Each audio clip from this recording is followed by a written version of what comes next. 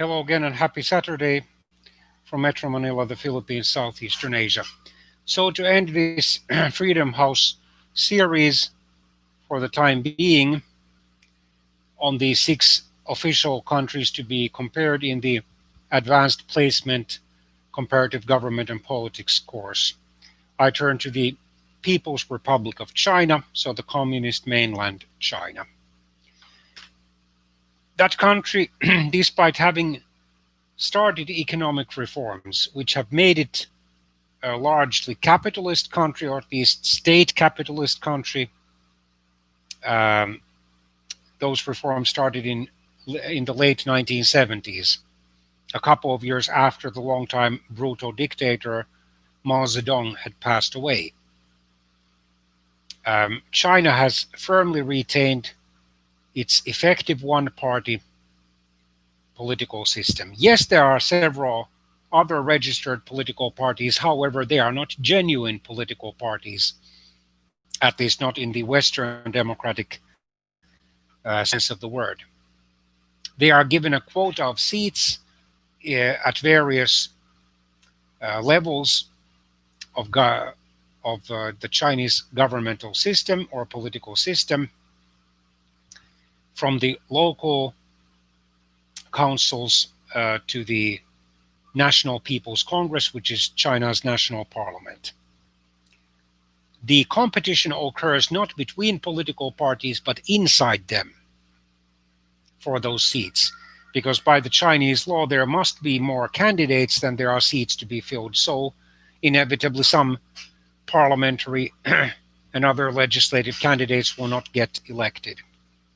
However, each political party or group is, including the independents, is granted a specific quota of seats, so the people know already before the elections happen how many seats each political party or group will get. So there is quite little point in voting, since the party balances will not change. Only the identity of the legislators can change to some extent. Despite the fact that China has, in addition to the president, who is the head of state and the effective head of government, and the current president, Mr. Xi Jinping, is quite much an autocrat. Besides, he has been exempted by the Chinese parliament from term limits. Actually, the presidential term limits were removed. The president used to be limited to 10 years or 2 terms, but that is no longer the case. So alongside the president, there is the vice president, who is the deputy head of state, deputy head of government. There is the prime minister, who is the nominal head of government, but both the vice president and the prime minister, and of course the cabinet ministers, are dependent on their continuance in office, for their continuance in office on the president. And likewise, it goes down the state apparatus. The Chinese courts are not even nominally fully free or independent, fully free from or independent of the executive power, and practically they are totally controlled by it. The Chinese mass media is heavily controlled, just about totally controlled by the state, although there are then independent social media networks. But China routinely censors the internet and tries to suppress all dissent, all disagreement with its political and economic systems, even online. The arrests of real or suspected opposition activists are common. The executions of prisoners, convicted prisoners, are also common. So China pretends to have some pluralism in its political system, even though it is, for all practical purposes, a one-party communist dictatorship. In order to have relations, of course, with many countries in the world, not only the Western democracies, mostly of North America and Europe, but also Australia and New Zealand, but also with the emerging economies of Africa. where China has invested heavily in the recent years and even decades. So let's look at the Freedom House's report so that this video will not be too long. China only scored 10 points out of 100 in the Freedom House's scores for 2019. Political rights 1 out of 40. Civil liberties, this should be probably then 9 out of 60. Yeah, well, there might be something wrong with the scoring because 1 plus 11 is 12, not 10. And the numerical ratings and status listed do not reflect conditions either in Hong Kong, where massive pro-democracy protests began in June 2019 to protest an extradition law deemed to benefit the Communist Chinese authorities to suppress dissent in Hong Kong. Those protests have moved largely online because of the COVID-19 restrictions on public gatherings. In recent years, China's authoritarian regime, and nor does it reflect conditions in Tibet, which has for over 70 years now been occupied by China, increasingly repressive in recent years. The ruling Chinese Communist Party is tightening its control over the state bureaucracy, the media, online speech, religious groups, universities, businesses, and civil society associations, and it has undermined its own already modest rule of law reforms. Xi Jinping, the current Chinese president, is probably the most autocratic leader of China since the late Mao Zedong. His actions, however, have also triggered rising discontent among elites within and outside the party. China's budding human rights movements continue to seek avenues for protecting basic rights despite a multi-year crackdown. The fourth plenary meeting of the Chinese Communist Party's current Central Committee in late October 2019 featured a strong show of support for Xi Jinping despite China's slowing economy, a political crisis in Hong Kong, and earlier speculation that the plenum's delayed timing reflected internal challenges to Xi's leadership. Internet censorship and surveillance reached new extremes during 2019, driven in part by the Chinese Communist Party's determination to suppress discussion of the 30th anniversary of the June 1989 military crackdown on pro-democracy protesters on Beijing's Tiananmen Square. The Chinese government's persecution of predominantly Muslim ethnic minorities in Xinjiang remains severe, with an estimated 1 million or more individuals subjected to extra-legal detention in political re-education centers and tens of thousands sentenced to prison terms by the courts. The authorities continued a years-long crackdown on independent civil society with new arrests and criminal prosecutions of website editors, labor rights activists, and human rights lawyers, as well as greater scrutiny of foreign non-governmental organizations. Authorities also increased restrictions on religious practices by the Chinese Buddhists, Christians, and Muslims. The space for independent academic discussion and research reached new lows, with professors and students facing reprisals in the form of censored writings, travel restrictions, demotions, arrests, or imprisonment for publicly criticizing the communist regime. There are no direct or competitive elections for national executive leaders. And only at the local level are the elections direct. All the higher up elections are indirect.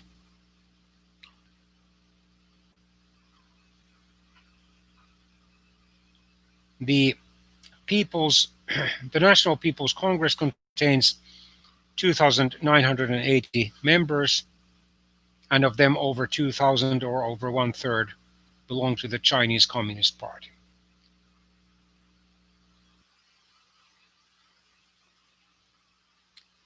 The Chinese Communist Party seeks to monopolize all forms of political organization and does not permit any meaningful political competition. 8 small non-communist parties are allowed to play a minor role in China's political system. However, they just fill the quotas of legislators granted to them, as do the independents. They must accept the Chinese Communist Party's leadership as a condition for their existence, so they are not genuine opposition parties. Citizens who seek to establish genuinely independent political parties or otherwise advocate for democracy are harshly punished.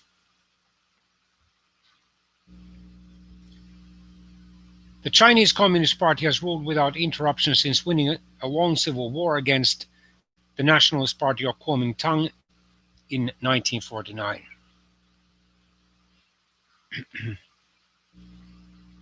The Chinese Communist Party is not accountable to voters and denies the public any meaningful influence or participation in political affairs. Societal groups such as women, ethnic and religious minorities, and sexual minorities have no opportunity to gain meaningful political representation and are barred from advancing their interests outside the formal structures of the Chinese Communist Party. Just one woman was named to the 25-member Politburo, or the Chinese Communist Party's leadership group, at the 19th Party Congress in 2017. None of China's national leaders are freely elected, and the legislature plays a minimal role in policymaking and the development of new laws.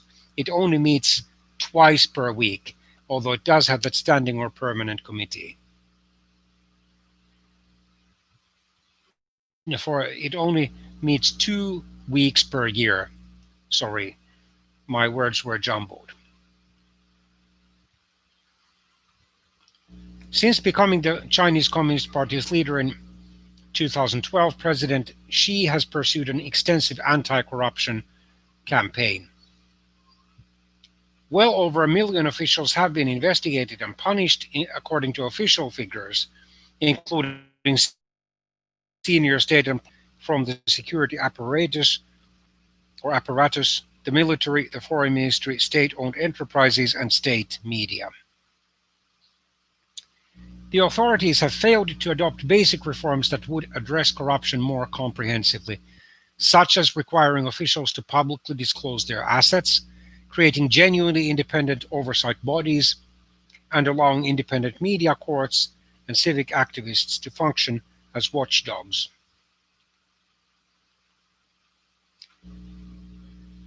Since open government regulations took effect in 2008, more official documents and information have been made available to the public and posted on official websites. However, resistance on the part of government organs to providing specific information requested by citizens has dampened initial optimism, and budgetary information available to the public is minimal. The government has aggressively pursued policies that have include large-scale resettlement, work transfer programs, and mass internment or arrest that are altering the demography or population mix-up or makeup of ethnic minority regions, especially Xinjiang, Tibet, and Inner Mongolia, by contributing to a steady increase of Han Chinese as a proportion of the region's populations. China is home to one of the world's most restrictive media environment and its most sophisticated system of censorship, especially online censorship.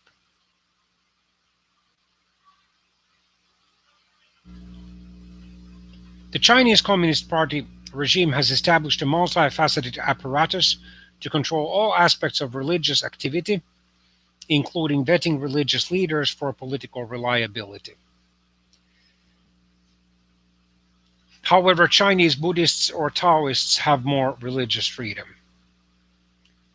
But especially Protestant Christians, those who do not belong to the so-called free self patriotic movement, self-governing, self-supporting, and self-propagating, which, however, has to effectively censor its Christian messages and sermons in order to remain recognized by the Chinese Communist government. And any even veiled criticism of the government is forbidden, even in the name of religion.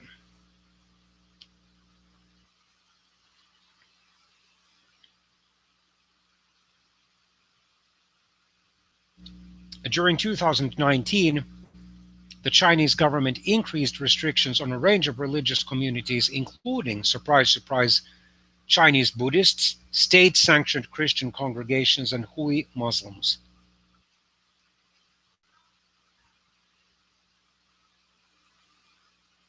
The Chinese Communist regime's 20-year campaign to eradicate the Falun Gong spiritual group continued in 2019. Hundreds of Falun Gong practitioners have received long prison terms in recent years, and many others are arbitrarily detained in various legal education facilities. Detainees typically face torture aimed at forcing them to abandon their beliefs, sometimes resulting in deaths in custody. Academic freedom is heavily restricted, and the space for academic discussion and research that departs from the Chinese Communist Party's guidelines reached new lows in 2019. Even regarding what were previously less sensitive topics such as labor rights, constitutional law, or economics. Efforts to police classroom discussions have increased at all levels of education, including via installation of surveillance cameras in some classrooms, large-scale recruitment of student informants, and the creation of special departments to supervise the political thinking of teaching staff.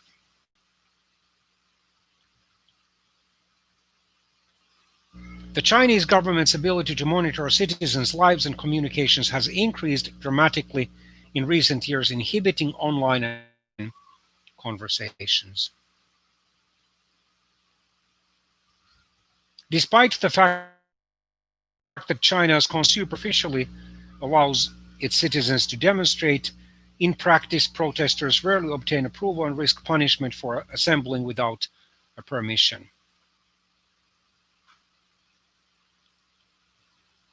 The activities of non-governmental organizations are severely curtailed and monitored.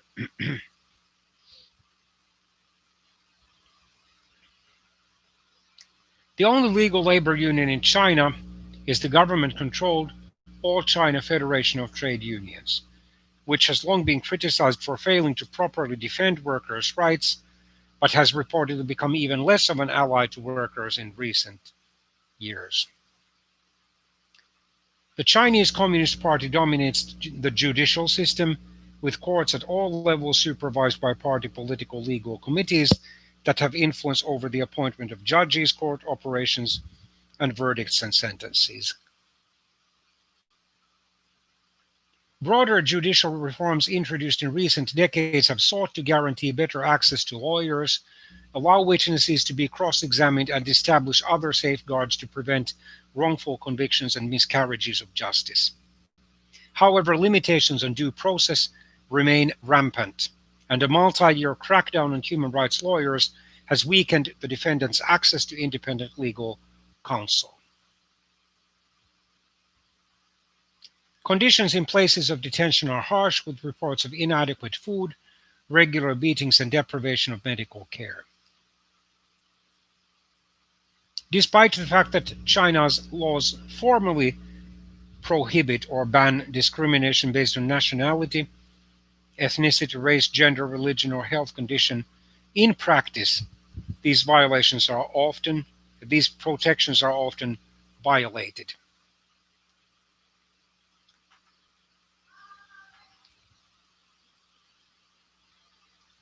For example, the sexual harassment of women in workplaces is common. Ethnic and religious minorities, sexual minorities, people with disabilities, and people with illnesses such as HIV/AIDS and hepatitis B also face widespread discrimination in employment and access to education.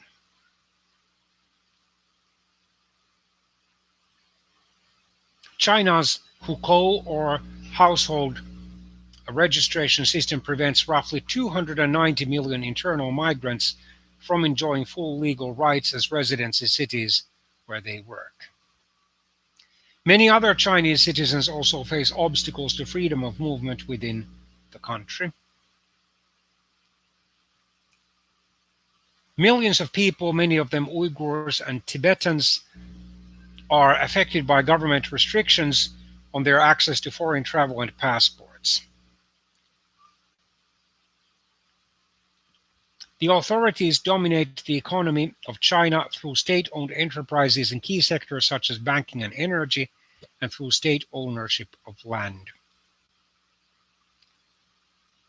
Although Chinese citizens are legally permitted to establish and operate private businesses, those without strong informal ties to powerful officials often find themselves at a disadvantage in legal disputes with competitors. Property rights protection in China remains weak. A legal amendment allowing all families to have 2 children, effectively abolishing the one-child policy, officially to prevent overcrowding in China, but resulting in a massive number of either attempted or successful infanticides, female infanticides in the countryside, because many Chinese farmers want to have, above all, sons to carry the family names, because the daughters are likely to get married. That took effect in 2016.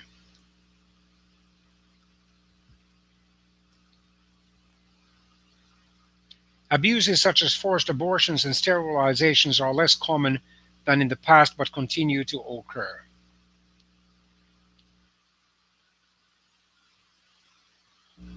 Despite the fact that in 2016 China's first law designed to combat or fight against domestic violence came into effect, domestic violence continues to be a serious problem affecting 1/4 of Chinese women, according to official figures. While workers in China are afforded or given important protections under existing laws, violations of labor and employment regulations are widespread. Local Communist Party officials have long been incentivized to focus on economic growth rather than the enforcement of labor laws. So China's political situation is truly serious, and may God have mercy also on China.